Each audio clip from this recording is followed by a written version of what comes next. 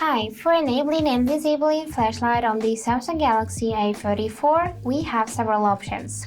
The first one, just swipe down from the upper right corner to trigger the control center and then swipe again to check more features.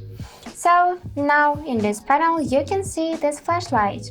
Just tap it and it will light up white and it will be enabled.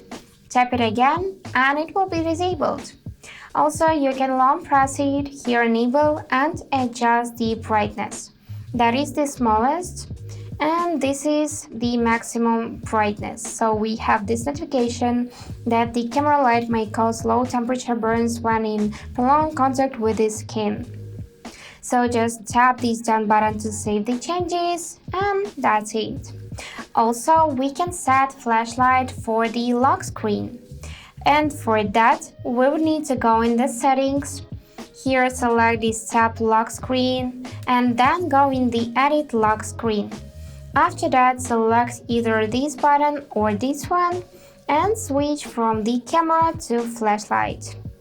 So now just save the changes and let's test it. I'm gonna lock my phone and now we can see the flashlight. We can just swipe it right and enable it. So that's it for today. Hope this video was helpful and thank you for watching.